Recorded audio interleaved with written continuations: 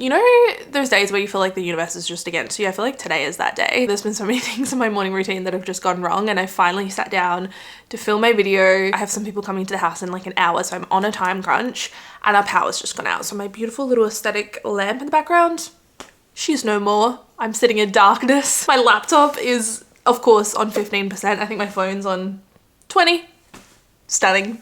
But we're gonna persevere through, guys. We're gonna get it done. I am really in the mood to reset today. I woke up and I was like, yes, I just need a fresh start. Especially just May was not the best month, as you guys know. Really good in a lot of ways, but really shit in a lot of others. And I'm ready to close the chapter, start fresh. I really want to focus on getting back into routine and building some good habits in June and just looking after myself.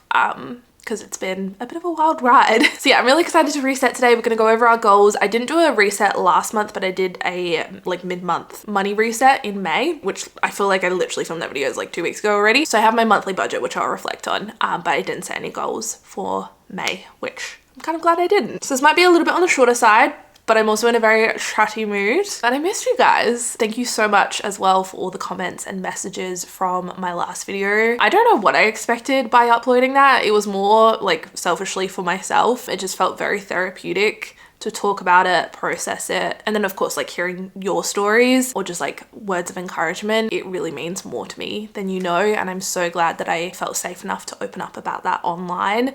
As much as it is painful to talk about and as much as it's a taboo thing that makes people incredibly uncomfortable, it's a moment that deserves to be celebrated. Unfortunately, we didn't get to really share the news with anyone other than like my immediate family and my best friend. And I wish that we had been able to tell more people in our lives, but we just didn't get the chance. And some people are like, don't tell people until you get through your first trimester. And I mean, each to their own. Everyone is entitled to, you know, do their own thing. For us, it was such a pivotal, life-changing moment. I literally could not keep it to myself. Like I had to share it with my nearest and dearest. And yeah, just that moment. I mean, you guys saw it was pure bliss. And yeah, I have just taken the last couple of weeks to really grieve and process and wallow, as I call it. We spent like a solid 4 or 5 days on the couch just watching some feel-good movies, rewatching Harry Potter, Gilmore Girls, just feeling all the feelings. And I feel like I've allowed myself to process it. I'm now focusing on spending time with my friends and my family, and getting out of the house just as like a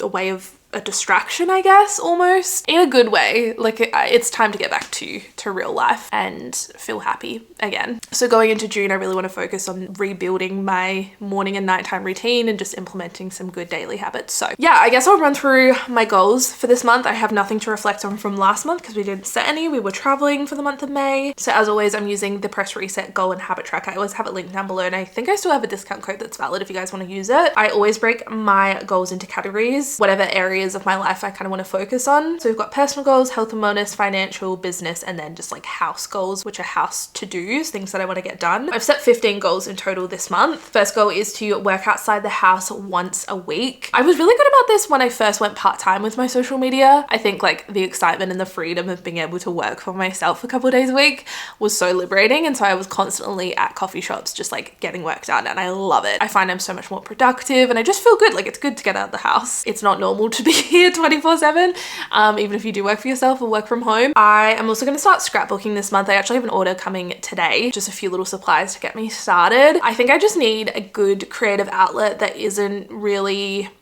for anything. I'm sure anyone that makes content can relate. Like if you're constantly sharing your life, it's just a very blurred line between doing something for yourself and doing it for content almost. Not that I feel like I live like that. It's just nice to have something offline is what I'm trying to say. So just doing something for me. We also just came back from this incredible trip and I would love to document that and look back on it. Something to share with the children one day. I also want to read 2 books this month. I actually downloaded one last night and I'm already halfway through because I could not put it down. So I feel like this is, you know, achievable, getting back into my reading era. Also want to go on a date and take a day offline. For health and wellness, I would love to do Pilates once a week. Eventually I'd like to build this up to multiple times a week, but I tried reformer Pilates for the first time last month before I went away and I loved it. It was really challenging, but in a good way. And the machines are so fun. And then then also 10,000 steps a day. My job is quite sedentary, but it doesn't have to be. Like I'm literally in charge of my own life and in charge of my own work and my days. So I can afford to go for walks and get outside and just move my body. We were doing so much walking when we were in New York, especially. I think we were averaging like 25,000 steps a day. So I know I can do it. Like I don't have to be in New York to move my body and get in a few steps. For financial goals, I want to have a low spend month in terms of non-essentials, which I'll get into when we run through the budget. It's definitely going to be, well, it has to be a lower spend month just with like income, other expenses. Like with our essential expenses, they're a little bit on the higher end. So we have to kind of cut back. And I like challenging myself, and then whatever extra that I don't spend can go straight towards our debt payoff, which is our main priority right now. Also want to invest again this month. This is one of my 2024 goals, was to invest every single month. I don't think we have missed a month, which is stunning. Even if it's like 50 bucks, just pop it in there.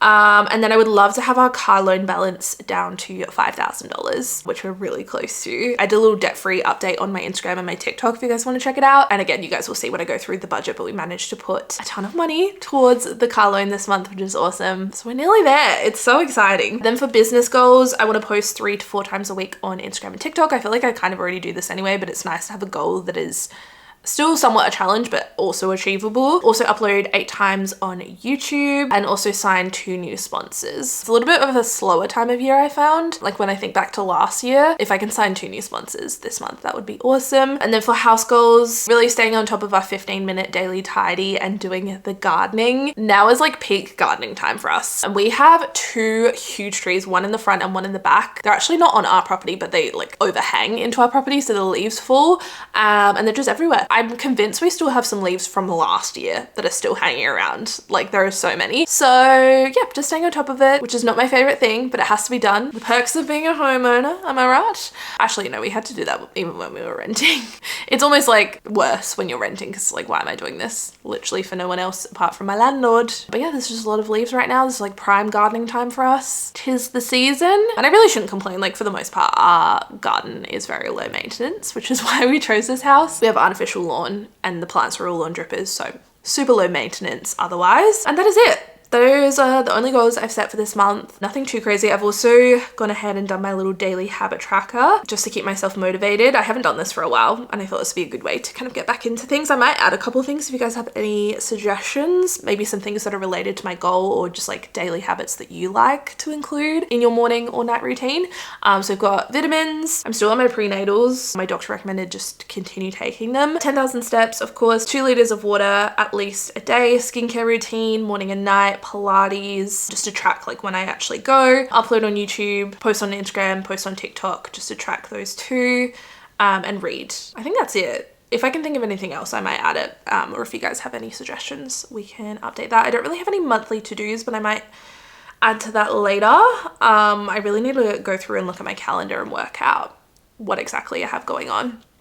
But yeah, those are our goals for June. I feel like a lot of my goals are very similar. I feel like that's the easiest way to track progress or make progress, should I say. Like sometimes there's the odd fun little goal that might make sense for that month. Like this month I want to start scrapbooking. I'm not going to say that every single month, but for the most part, my goals are very like consistent, I would say. And a lot of them stem from my 2024 goals, which I think this month or yeah, maybe this month, I want to do a little mid-year check-in and see how we're going and see if we want to change any of those annual goals that I set. So look out for that video. I think I'll make that this month, maybe. Although I don't think June is actually technically the halfway point through the year, but in my eyes and in my mind, it is. Anyway, enough yapping. Let's talk about the fun stuff. Dollar bills, baby. I've got my May budget spreadsheet pulled up here. I always have mine linked down below, literally every single one of my videos. The link is there. I use the yearly 2.0 spreadsheet from CoPlenty, and I do have a discount code if you want to save some money as well. They have a ton of different spreadsheets depending on your needs. I know some people like to work off like a weekly basis, fortnightly, paycheck to paycheck. For me, I like this one. I kind of break down our income based on our payday anyway, but then I can see everything as a monthly overview. I just find it easier in my head, and obviously for like reset purposes, but it's just good to know like in the month of May, this is how much I made, this is how much I spent, especially as someone that's self-employed. What I love about this one is it gives you the annual dashboard as well. So I went through all of these numbers at the end of 2023 and did a whole financial reset for the new year, and it was so fascinating to see different themes and trends of our spending and the income that we made. So yeah, this is one I use, but they have a ton ton of different options depending on what you like. So here we have the month of May. I made the budget for this month only halfway through this month, but I've had to make a couple of changes just with a few things that have popped up. So if you watch my May money reset, you might notice a few changes here.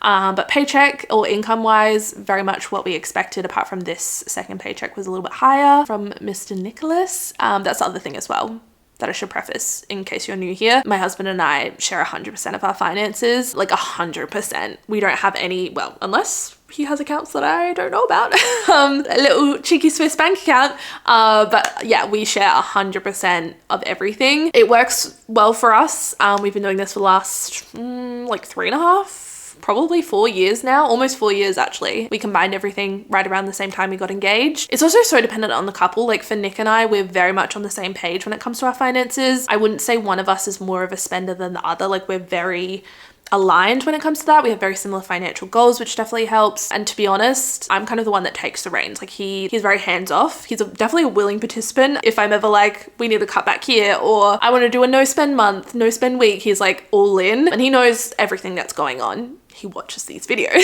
So he's well aware of our money and has full access, but I'm the one that's most interested. Like I'm the one taking the reins, and there's things in our relationship that he handles.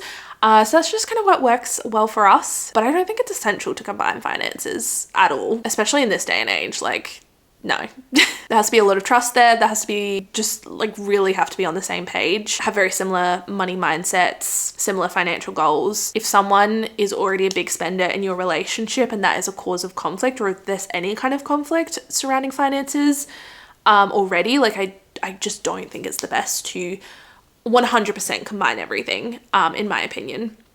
I mean, do whatever you want, but maybe starting with a joint savings account and seeing how that goes, or combining everything and then still having separate accounts that you can kind of spend freely. I think that's a really great alternative as well. I'm trying to think what else we get asked when it comes to, the big one I always get is how we buy gifts for each other or like surprise each other.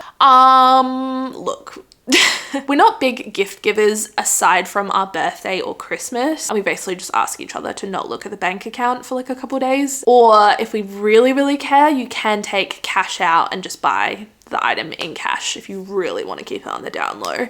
But otherwise, it's just a trust thing, which is hard. The self-restraint is hard. I'm a very nosy person. I don't like surprises. I'm a curious gal. I want to know now. But yeah, anyway, income-wise, great month. I made $1,000 more from my social media than I expected, which is always nice. And then miscellaneous, this was a lot higher. Some of this was from online surveys, but majority of it was from Nick's cricket coaching. He got paid for that. Bills wise, everything was very standard. That came to $981.11. Same with subscriptions. And then we have our expenses. So a lot of these are discretionary expenses. There's a few needs in here like groceries. I did adjust some of these amounts just with things that popped up throughout the month, and increasing our grocery budget was one of those things from what I remember. I think I made it a little bit lower because I started this budget halfway through the month. I was like, oh yeah, we've been away for a week out of this month. Like we don't need the full $550 that we normally spend, but we were out of basically everything. And I think last month, if I remember correctly, yeah, we only spent $318. So we were $131 under budget last month with our groceries, so we really had to stock up on a ton of stuff. Also some household items as well, which I kind of include in groceries too. Petrol, we spent $133.54. Home, we spent $108.54. Health is another category in our budget that I increased to $350. Just with my miscarriage, I had heaps of doctor's appointments and ultrasounds and stuff, and that all adds up very quickly. Social, we spent $128.10. Coffee, we spent $126.07. Eating out, this is an area that we really went over with. We spent $418.43, which is not crazy considering there's two of us, but definitely more than I would have liked to, especially coming off the back of a holiday. We were so done with eating out by the end of our US trip, but alas, we got home and things happen. I think when you're grieving and when you're sad, cooking or going grocery shopping is honestly one of the last things you feel like doing. So we definitely ate out a little bit more and just going to and from appointments, trying to fill the void, truthfully. This is a prime example of probably some emotional spending. We didn't have a date night, so we spent nothing on that. We spent $818.50 on Mabel this month. Majority of this was for her surgery. She got desexed, which I had three messages asking why I said desexed, and I have never even thought about it. I'm the only one going around saying desex when I talk about my dog getting, what's the other word? spayed. My family have only ever said desexed. That's what I said at the vet. I mean, it is quite a vulgar way of putting it now I think about it. I'm probably not very PC. But yeah, she had that this month. Didn't spend any money on entertainment. We spent $176 on gifts, $12.99 on books, $9.14 on alcohol, $157 on takeaway, nothing on rideshare or the metro, $159 on clothing, so we're $90 under. That was for Nick's new sneakers, and $158 on miscellaneous. Most of that was my scrapbooking supplies, which I didn't really know how to categorize. So miscellaneous it was. We were a little bit over in the red on some, but overall we were $53.14 under budget. Still a lot higher than I would like to see, $3,277.51. But I'm looking back at previous months and that seems to be like the average that we're spending. Yeah, $3,700. What was it in March? $3,200. So $3,500 seems to be, this was a good month. I think that was our low spend month, 2,665. And then what was it in January? See, this is why I love this budget, just being able to go back. $4,000. I don't know if it's the cost of living or our lifestyle creep or just, I don't know. But I know it can be lower. Like I know in my heart of hearts, it could be lower and it will be. Mark my words, in June, we're going to make it happen. It's going to be a low spend month, my friends. Savings wise, really didn't save anything other than invest. We have ETFs, so we invested $68.75. Look out, finance bros, just making moves. And then debt wise, just paid our normal mortgage. And then for our car loan, we put $5,200 towards it this month. I think we're just over $6,000 away from having the whole thing paid off. If you guys are new here, our starting balance was just over $30,000. We took out the loan just over a year ago, which I know people have different opinions on loans. For us, it made the most sense at the time. We were settling on our house and about to move in, so we had so many different expenses. We'd also been renting and paying for a mortgage at the same time, so we transparently just had enough money to buy the car, but then we would have had nothing in our bank account, so I'm really glad that we did. We haven't paid a ton of interest. I mean, like, we'll see. We'll run the numbers at the end. Our interest rate is reasonably low, 5.89%, which for car loans is pretty good, but we just want it gone. Would it make more sense financially to put this on our mortgage? 100%. When you look at how much interest we'd be able to save long term, it would make the most sense. But to be honest, it's a depreciating asset. It also is a risk. Like if God forbid one of us were to lose our jobs or anything were to happen, that is a $440 minimum repayment every single month that we can now remove, and that $440 can then go towards our mortgage. So that's kind of how I see it. It just frees up a little bit of our budget and is one less thing that we have to pay for. Also, the idea is any money that we would have put towards our car loan, for instance, $5,200 this month, when that's fully paid off, will go towards the mortgage. We have just over $6,000 left to pay off, which is basically $5,000, and $5,000 is basically nothing. So I think we'll have it paid off in the next couple of months, which is super exciting. Here is a little look at our spending overview. So 67.5% of our money went towards debt, 0.5% towards savings, which was just our little investment, 24.2% on our expenses. Some of that is needs, a lot of it is wants, so I'd like to see that go down. Subscriptions 0.6% and 7.3% towards bills. Also having a look at this little breakdown, I love the detail in this. It's also just like a very aesthetic spreadsheet. It's just so pretty, like hello, cute little graphs. I love the detail. So 38.4% on our car loan, 15.4% on one portion of our mortgage, and then 13 on the other part. 6.1% of our money went towards Mabel this month. Come on, Moo.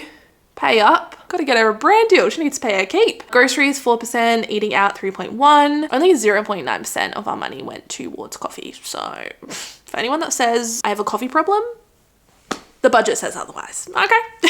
Sorry, another change of scenery. The lighting is like really whack today. Anyway, we're gonna roll with it. This is gonna be very cash vibes, you know? All right, I have like 5% battery left on my laptop, so we're gonna have to do this really quickly, and maybe this will show you guys it does not have to take longer than a few minutes to do your monthly budget. Especially if you get into the habit of it, it really becomes second nature and you kind of know what your expenses are, how much you have to spend, what your financial priorities are, and boom, boom, boom. In the budget they go. Bob's your uncle, Fanny's your aunt. So expected pay for Nikki actually got a pay rise, which is super exciting. I'm so proud of it. So I'm not sure what this is gonna look like. I'm gonna say 2,700. Could be more, could be less. He is getting back paid some, so we'll just go with that. For me this month, it's a little bit of a slower month. I don't foresee myself getting many brand payments, and I've also had a chunk of time off, so I'm gonna say 4,000. for myself. This amount is always after taxes and deductions. I do that separately on the business side and then pay myself 4,000. Bills and subscriptions I always copy over from the previous month just because it's nice and easy that way. None of these really change unless it's time for renewal, which I think Mabel's pet insurance is actually up for renewal, so I'll have to change that. But otherwise they stay pretty much the same. Cool. Mabel's pet insurance is gone from $35.32 to $43.60. I don't know if that's like a cost of living or maybe because she's getting older. I don't know. Also our phone bill is a little bit higher this month. It's $216.42 because we were away. We were using international roaming. It's $5 a day, I think. Does that make sense? Checks out. That should be everything. So $1,064.39 for bills and $74.95 for subscriptions. We are also carrying over some money from the previous month, so $847.45, maybe a little bit low because we still have a couple days left of May.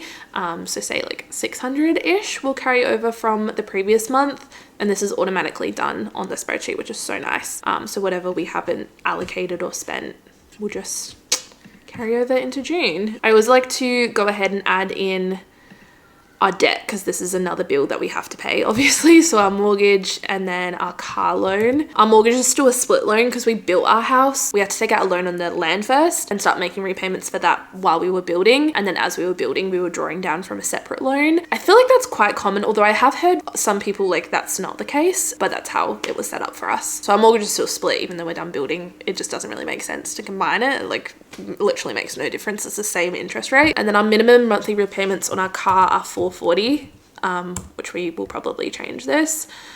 Investments, I'm going to say 100 if we have room for it.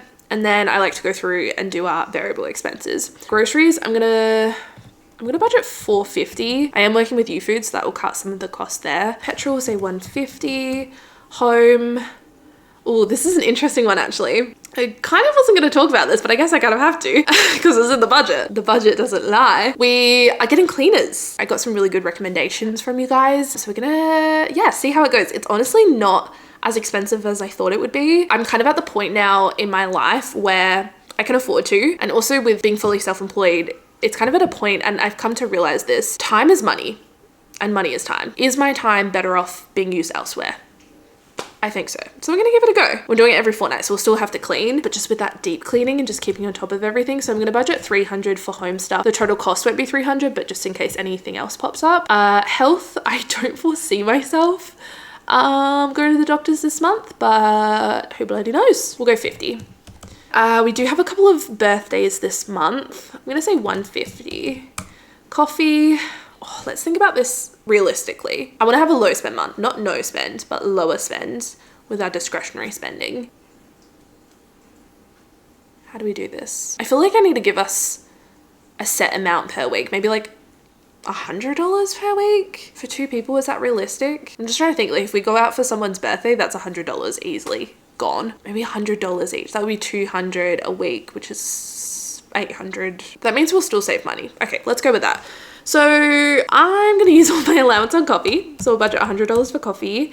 Eating out, I really wanna rein in, so we'll go 120. Date night, maybe 50 in case we wanna do something. Mabel, I don't think she needs anything, but we'll say 20 just in case. Entertainment, nothing. Gifts, 50. Books, 30. Alcohol, 50. Takeaway, 100. Rideshare, 50. Metro card, maybe $10. Clothing, I don't need anything. I don't think Nick needs anything, so I'm not gonna allocate anything for that. Beauty, I also don't need anything. Miscellaneous, I always allocate 50. And nothing for travel. So $1,730. Okay. I feel like we can work with that. What does that give us? So that gives us $2,069 left over plus whatever's left to spend. So like $2,500 that can then go towards extra debt payoff, allowing us to reach our goal and just have our car paid off in the next 2 months.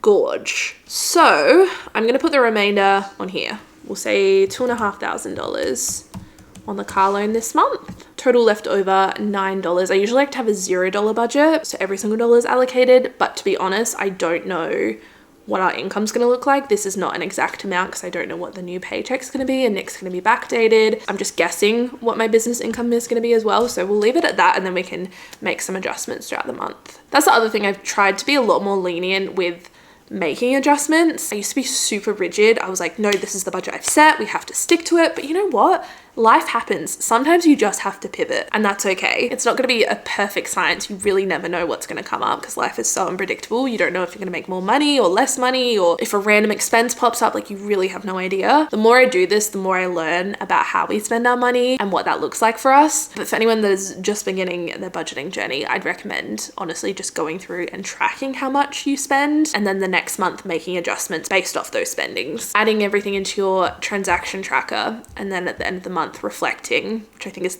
the most important thing, and then working out areas that you can improve in and cut back in order to reach your financial goals. Okay, well, that is my budget for June. I feel like that was really simple. Updates to come on how we go. I will keep you guys updated as well on the cleaning situation and whether or not we're going to continue with that. I'm really interested to see how much time it saves us and whether or not I think it's financially worth it. I mean, obviously cleaning isn't the most exciting task. I actually find it quite therapeutic, and I feel a lot more productive about myself when I clean. But if I can free up half a day out of my week and put that time back into my business and potentially earning more income, like, kind of makes sense. Anyway, I'm gonna end off this video here. I would love to know what you guys are working on this month. I actually asked you guys what some of your goals are for June, and I thought I would share some just to wrap up this video because you guys had some really good goals this month. I'm so excited for you all. Someone said to pay down more of our debt. I love this one. I'm right there with you. Survive after the worst 2 months. I feel you, sis, and I'm sending you so much love. Bit random, but go for a picnic as the weather gets slowly nicer here in the UK. Love it. Doesn't have to be a huge goal. Phone screen time to less than 2 hours per day. I need to work on that too. Hit $50,000 in our house deposit and start saving for a holiday. So exciting. Get married? Oh, stop it. Move in with my partner into our first home. Stop. These are so wholesome. Being conscious of my leftovers in the fridge. Save for our Tasmania holiday in August for our second wedding anniversary and my 26th birthday. Have the best time. I love Tasmania. Get back to regular walks. Sprained my ankle a week ago and waiting for it to heal. I miss my endorphins. It's nothing like a good old walk, is there? When I don't get a daily walk in, I actually feel like a shell of a human being. To finally start my budgeting phase, scared but know it will help me plan long-term goals. I'm so excited for you. To finally set up a spreadsheet like yours. There's a few of those actually. Start budgeting. It feels a bit overwhelming to actually start. It does. And as I said, I think the best way to start is to literally just go through, whether you're looking back on your bank statements and going through and inputting what you actually spent and then working out the categories you can cut back in just to keep it realistic, or just tracking everything for 1 month, just actually using the spreadsheet and tracking it. I think that's the best place to start.